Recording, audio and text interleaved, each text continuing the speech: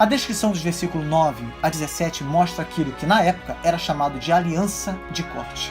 Esse ritual solene incluía a morte de animais e o compromisso das pessoas com uma promessa.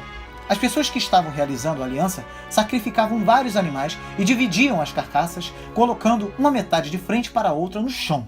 Então, as partes envolvidas caminhavam pelo meio dos sacrifícios, declarando que, se deixassem de cumprir sua promessa, mereciam o mesmo fim que aqueles animais. No entanto, não foi o que aconteceu com Abrão. Ele abateu os animais, colocou-os no chão e passou o restante do dia espantando as aves de rapina atraídas pela carne e pelo sangue. Quando o sol se pôs, ele caiu em sono profundo, e então Deus apareceu para ele e lhe falou. Mas só Deus passou no meio das partes dos sacrifícios. Foi Deus quem fez a promessa a Abrão, não o contrário. Eram promessas incondicionais. A aliança da graça veio do coração generoso de Deus. Segundo Adam Clarke, é digno de nota que todo animal permitido ou ordenado a ser sacrificado sob a lei mosaica acha-se também nesta lista de Abrão. Não é verdade que Deus estava dando ali a Abrão um resumo ou conhecimento da lei e de seus sacrifícios que ele tensionava revelar mais plenamente a Moisés? E que a essência disso consistia em seus sacrifícios que tipificavam o Cordeiro de Deus que tira o pecado do mundo? Isso ficou claro, não? As aves não foram partidas.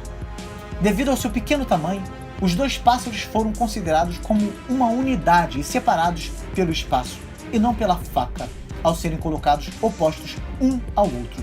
Segundo alguns estudiosos, os três tipos de animais, além das aves, poderia ser uma declaração de que toda a posteridade de Abrão, não importando que posição ocupasse, seria oferecida sem sacrifício, de modo que todo o povo e cada indivíduo constituísse um só sacrifício, e portanto, isso apontava para a futura condição da igreja.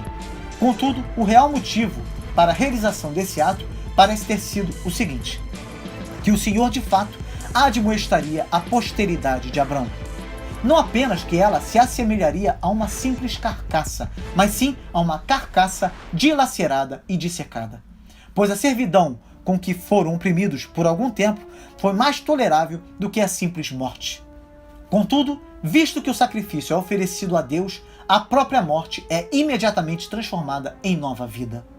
A razão pela qual Abrão, colocando as partes do sacrifício uma ao lado da outra, posiciona as partes de modo correspondente é porque elas seriam novamente reunidas. Mas, quão difícil é a restauração da igreja e quantas dificuldades estão envolvidas nesse processo, fica evidente pelo horror que tomou conta de Abraão.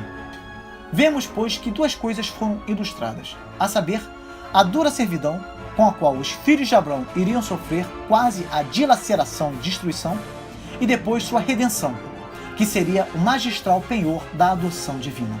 Semelhantemente, a condição geral da igreja nos é apresentada, a saber, o modo peculiar de Deus agir para criá-la do nada e erguê-la da morte.